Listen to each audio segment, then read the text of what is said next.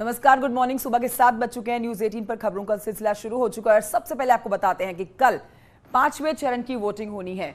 5वें चरण में कल 12 जिलों की 61 सीटों पर मतदान होगा। 5वें फेज में कहां होगी वोटिंग और क्या है सियासी समीकरण, इस खास रिपोर्ट में जानिए।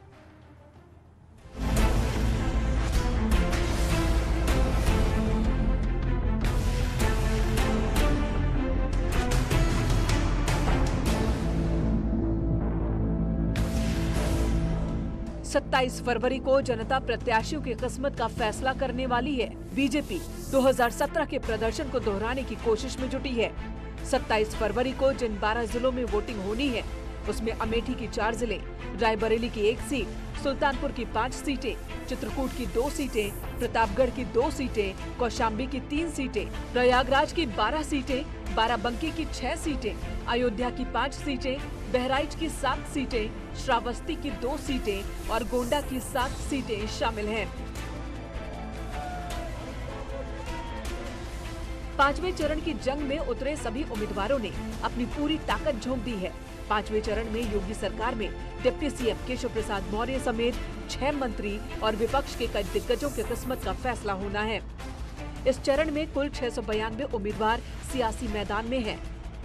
अगर इन उम्मीदवारों के शपथ पत्र की बात करें तो एडीआर के मुताबिक एसपी के 59 प्रत्याशियों में 42 पर केस दर्ज, कांग्रेस के 61 प्रत्याशियों में 23 पर मुकदमा, बीएसपी के 61 उम्मीदवारों में 23 पर केस, बीजेपी के 52 प्रत्याशियों में 25 पर केस दर्ज हैं। यूपी विधानसभा चुनाव में धनबली उम्मीदवारों का भी बोलबाला है।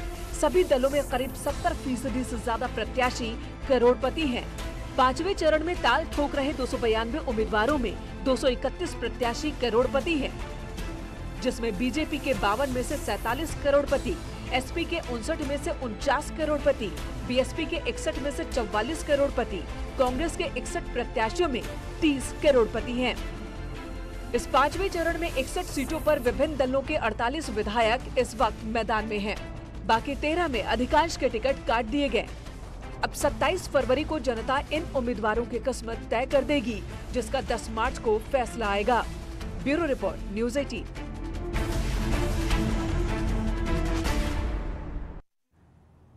तो कल जो है 5वें चरण का मतदान है। उससे पहले आपको बताते हैं कि आज कौन कौन से जो प्रचार करने वाले नेता हैं वो किस किस जिले में जनता के बीच में रहने वाले हैं। ग्राफिक्स के जरिए आप समझिए कि आज अगर हम बात करें जेपी नड्डा की, तो आज कुशीनगर, संत कबीर नगर, गोरखपुर में जेपी नड्डा बीजेपी के राष्ट्रीय अध्यक्ष जनसभा करने वाले हैं। उसके बाद गृह मंत्री अमित शाह महाराजगंज में आज उनकी रैली है। तो गृह मंत्री अमित शाह भी आज मैदान में रहेंगे, जहां पर वो हुंकार भरेंगे, बीजेपी के लिए प्रचार करेंगे। और मुख्यमंत्री योगी आदित्यनाथ अंबेडकर नगर, बलिया, कुशीनगर, गोरखपुर में आज जनसभा करने वाले हैं। तो आज एक के बाद एक बार फिर से बीजेपी के स्टार प्रचारक जो हैं वो उत्तर प्रदेश की जनता के बीच में रहने वाले हैं। कल 5वें चरण का मतदान होने वाला है। चौथा बड़ा चेहरा आप देख रहे हैं यहाँ पर, जिसमें आज अनुराग ठाकुर जो है वो गोरखपुर में जनसभा करने वाले हैं। जनसंपर्क का उनका कार्यक्रम है गोरखपुर में। हम बात करें अगर स्वतंत्र देव सिंह की, तो आज स्वतंत्र देव सिंह की जो जनसभा है वो कुशीनगर और महाराजगंज में होगी। इन 2 जगहों पर स्वतंत्र देव सिंह रहने वाले हैं। बलरामपुर, सिद्धार्थनगर, महाराजगंज, गोरखपुर में अखिलेश, विपक्ष का सबसे बड़ा चेहरा प्रदेश से, आज उनकी जनसभा इन 3 जगहों पर, माफ कीजिए 4 जिलों में रहने वाली है। मायावती की बात करें तो बहुत एक्टिव है। बसपा सुप्रीमो आज गोरखपुर में चुनावी जनसभा को संबोधित करते हुए नजर आने वाली है। आगे बढ़ते हुए बात करते हैं प्रियंका गांधी वाड्रा की। देखिए, प्रियंका गांधी वाड्रा 8वां बड़ा चेहरा और जो विपक्ष से भी बड़ा चेहरा माना जा रहा है, क्योंकि बड़ी जिम्मेदारी उनके कंधों पर दी हुई है। आज वो महाराजगंज में रोड शो भी करेंगी और जनसभा भी करेंगी। तो कांग्रेस की तरफ से रोड शो और जनसभा दोनों का आज का कार्यक्रम है। एआईएमआईएम प्रमुख असदुद्दीन ओवैसी आज सिद्धार्थनगर में जनसभा का इनका कार्यक्रम है। 5वें चरण का मतदान कल होना है। उससे पहले आप जान रहे हैं कि आज एक बार फिर से ताबड़तोड़ तरीके से प्रचार किया जाना वाला है। चलिए अब आपको बताते हैं कि विधानसभा चुनाव में सीएम योगी आज ताबड़तोड़ प्रचार करते हुए नजर आने वाले हैं। सीएम योगी की आज अंबेडकर नगर, बलिया, कुशीनगर और गोरखपुर में जनसभा है। मुख्यमंत्री योगी आदित्यनाथ सुबह 11:30 बजे अंबेडकर नगर की कटहरी में इंटर कॉलेज के मैदान में जनसभा को संबोधित करेंगे। उसके बाद दूसरी रैली उनकी 12:30 बजे होगी। अंबेडकर नगर की अकबरपुर के इंटर कॉलेज में उनकी दूसरी सभा है। तीसरी सभा का अगर समय पर आप नजर डालें तो दोपहर 1:45 पर बलिया में होंगे मुख्यमंत्री योगी आदित्यनाथ और दोपहर 3 बजे कुशीनगर में, फजील नगर में मुख्यमंत्री की जनसभा है। और यहां पर आपको बताएं शाम के 4 बजे गोरखपुर की पिपराइच में जीतपुर बाजार में जनसभा करेंगे। शाम को 5 बजे गोरखपुर ग्रामीण के रामलीला मैदान हासूपुर में जनसभा को संबोधित एक बार फिर करेंगे मुख्यमंत्री योगी।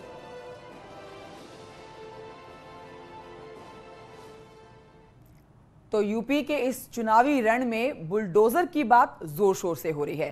सीएम योगी अक्सर कहते हैं कि यूपी में माफियाओं पर बुलडोजर चलता रहेगा। सुल्तानपुर में सीएम योगी की रैली के दौरान बुलडोजर एक कतार में खड़े दिखाई दिए, जिस पर मुख्यमंत्री योगी की फोटो थी। संदेश साफ है, यूपी में माफियाओं बदमाशों पर एक्शन जारी रहेगा। दिखे रिपोर्ट।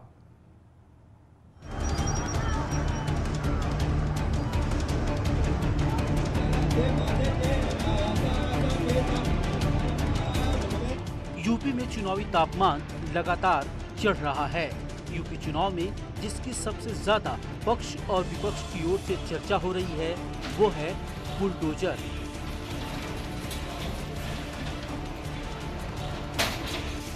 बीजेपी और सीएम योगी का कहना है कि सरकार ने माफियाओं पर बुलडोजर चलाकर कड़ा संदेश दिया।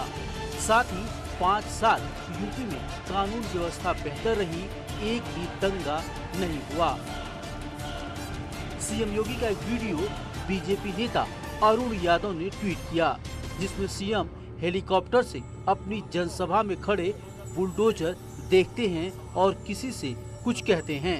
आप भी सुनिए। बुलडोजर भी खड़े हैं मेरी सभा में। वहाँ देखो बुलडोजर भी खड़े हैं मेरी सभा में। सीएम की बात तो आपने सुन ली, अब आपको सुल्तानपुर की वो तस्वीरें दिखाते हैं जहां बुलडोजर पर सीएम योगी के पोस्टर लगे हैं और लिखा है बाबा का बुलडोजर। सीएम योगी हेलीकॉप्टर में इसी की बात कर रहे थे। कल सुल्तानपुर में रैली के दौरान सीएम योगी ने कहा कि यूपी को दमदार सरकार चाहिए, माफियाओं पर बुलडोजर चलता रहेगा। साथ ही रैली के दौरान बाहर खड़े बुलडोजर का जिक्र भी सीएम योगी ने किया। सरकार की नियत साफ है, काम दमदार है और दमदार काम के लिए जनता जनार्दन का आशीर्वाद है। और आशीर्वाद जब है तो भाइयों बहनों उसमें हम लोगों ने एक यंत्र विकसित किया है। वह एक्सप्रेस हाईवे भी बनाता है और माफिया और अपराधियों को भी रगड़ता है। मैं जब आ रहा था मैं देख रहा था यहाँ पीछे 4-4 बुलडोजर खड़े हैं। 4-4 है, एक भी नहीं। मुझे लगता है 5 विधानसभा है, एक में भेज देंगे ना सबको तो अब इसे संदेश दे देगा। और मैं आपको आश्वस्त देने के लिए आया हूं कि भाइयों बहनों सुल्तानपुर के लोग बहुत भोले भाले हैं, ईमानदार हैं, बहादुरी के साथ कार्य करना जानते हैं। और आपका आह्वान करने के लिए आया हूं, आपको दमदार सरकार चाहिए या तुमदार सरकार चाहिए? इस चुनाव में बीजेपी कानून व्यवस्था, विकास और महिलाओं की सुरक्षा का मुद्दा जोर शोर से उठा रही है। और जब कानून व्यवस्था का जिक्र होगा तो यूपी में कैसे माफियाओं पर बुलडोजर चला, इसकी बात भी जरूर होगी। Bureau report, news 18। अब बढ़ते हैं आगे, आपको बताते हैं न्यूज़ 18 के मैनेजिंग एडिटर अमीश देवगन ने एक्सक्लूसिव बातचीत में ईडी को लेकर पूछे गए सवाल पर बीजेपी अध्यक्ष जेपी नड्डा ने कहा कि मोदी सरकार में सभी एजेंसियां स्वतंत्र है।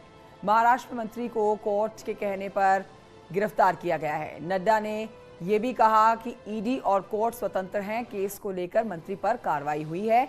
नड्डा ने विपक्ष पर तंज भी कसा और कहा कि जब चुनाव जीत जाते हैं तब ईवीएम बहुत अच्छा और चुनाव हार जाते हैं तो ईवीएम बहुत खराब।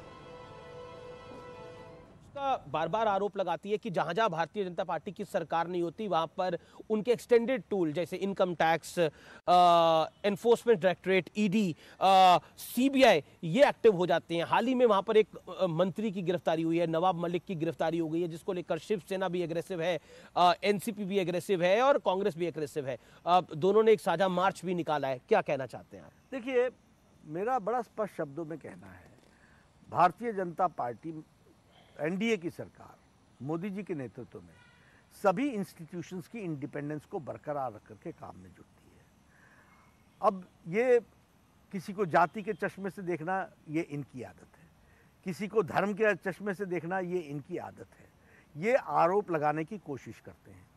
अब आपने एक मंत्री के बारे में कहा कि वो अरेस्ट हुआ, तो अरेस्ट किसी केस के तहत हुआ ना। कोर्ट ने कहा ना कि इनको अरेस्ट कीजिए, कोर्ट ने दिया ना जुडिशियल रिमांड और पुलिस रिमांड, तो कोई ना कोई ईडी रिमांड, ईडी ने डिमांड की, कोर्ट ने दी ना। जी कोर्ट ने दी। इसके कंटेंट पर क्यों नहीं बोलते? किसी एक आदमी को उनका तो कहना है एवरीथिंग इज फिक्स, कोई इंस्टीट्यूशन अंदर कर देता है। मतलब जब आप चुनाव जीत जाते हो तो ईवीएम बहुत अच्छा है, और जब आप चुनाव हार जाते हो तो ईवीएम बहुत गड़बड़ है। ये कौन सा खेल है भाई? ये तो वही वाली बात हो गई कि जब आपके पक्ष में कोर्ट ने किया ना, ईडी इंडिपेंडेंट है, कोर्ट इंडिपेंडेंट है, कोर्ट में ईडी ने केस रखा कि नहीं रखा जी, लेकिन और उन केसेस पर उनको जुडिशियल रिमांड मिली कि नहीं मिली, आप इस कंटेंट पर क्यों नहीं बोल रहे? और अब आपको बताते हैं कि ईडी को लेकर बीजेपी अध्यक्ष जेपी नड्डा के बयान पर कांग्रेस ने निशाना साधा। कांग्रेस महासचिव तारिक अनवर ने कहा कि बदले की भावना से काम हो रहा है। विपक्ष के नेता ईडी पर निशाने पर हैं। ईडी हो, सीबीआई हो और इनकम टैक्स हो, ये जितने भी इस तरह की जो संस्था जिसको मानकर चलते थे कि ये संवैधानिक संस्थाएं हैं और स्वतंत्र हैं, लेकिन आज उनकी क्रेडिबिलिटी लगभग समाप्त हो चुकी है और किसी को इस बात पर विश्वास नहीं है। जिस तरह से लगातार ईडी के द्वारा जो विपक्ष के नेता हैं, जो भारतीय जनता पार्टी के विरोधी हैं, यहाँ तक कि वो जो लेखक हैं, पत्रकार हैं, बुद्धिजीवी हैं, किसी को इन्होंने बख्शा नहीं है। तो ये सब लोग जानते हैं कि ईडी का क्या रोल है। और महाराष्ट्र के जो मंत्री नवाब साहब की जो गिरफ्तारी हुई है उसके बारे में भी तमाम चर्चा हो रही है कि बदले की भावना से किया गया है, क्योंकि नवाब मलिक लगातार भारतीय जनता पार्टी पर, केंद्रीय जो एजेंसियां हैं उनके ऊपर हमले कर रहे थे, बता रहे थे, उसकी सच्चाई बता रहे थे। तो ये तो बहुत पहले वहाँ के महाराष्ट्र के जो भारतीय जनता पार्टी के नेता हैं उन्होंने तो बात का जिक्र पहले भी किया था कि इसकी कीमत नवाब साहब को चुकानी पड़ेगी। और इसी खबर के साथ एक छोटे से ब्रेक के लिए रुक जाते हैं, जल्द लौटेंगे। आप बने रहे न्यूज़ 18 के साथ।